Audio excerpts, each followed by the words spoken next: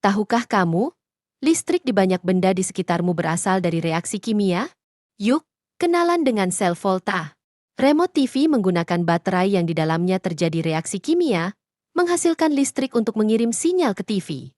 Jam dinding tetap berjalan berkat energi dari sel volta di baterai kecilnya. Mainan elektronik juga menggunakan sel volta untuk bergerak dan berbunyi. Sel volta mengubah reaksi kimia menjadi listrik dan digunakan di mana-mana. Yuk, terus eksplorasi sains di sekitar kita. Ini merupakan rangkaian sel volta secara keseluruhan. Sel volta memiliki beberapa komponen utama yang berperan dalam proses menghasilkan energi listrik. Nah, apa saja komponen yang ada pada rangkaian sel volta ini? Yuk kita mengenalnya terlebih dahulu.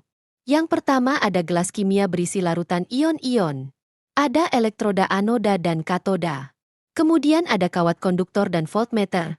Kawat konduktor digunakan untuk menghubungkan anoda dan katoda. Sedangkan voltmeter, alat ukur yang digunakan untuk mengukur tegangan listrik. Dan jembatan garam adalah alat yang menghubungkan kedua setengah sel dan membantu menjaga keseimbangan muatan. Rangkaian sel volta dapat dirancang dengan menggunakan dua tempat atau bagian. Masing-masing tempat atau bagian ini merupakan setengah sel, yaitu tempat terjadinya setengah reaksi reduksi. Dan bagian satu lagi tempat terjadinya setengah reaksi oksidasi. Kemudian masing-masing tempat atau wadah ini berisi larutan elektrolit. Contoh, pada wadah sebelah kiri berisi larutan ZnSO4 yang mengandung ion Zn2+ dan ion SO42-.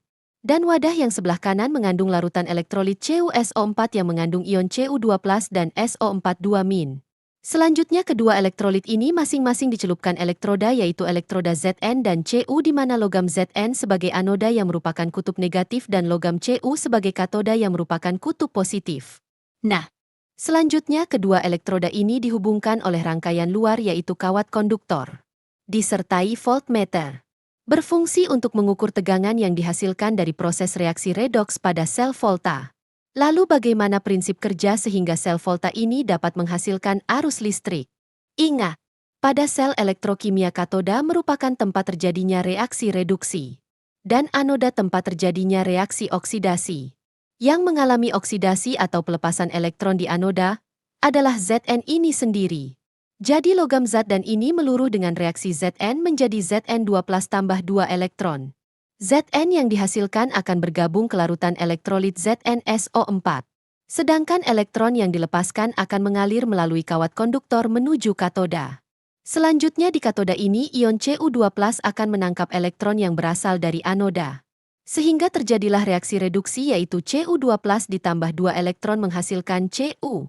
Nah, Cu yang dihasilkan di sini akan mengendap di katoda. Sekarang kita perhatikan pada wadah sebelah kiri, jumlah kation atau jumlah ion positif itu semakin banyak. Karena adanya tambahan dari hasil oksidasi logam Zn.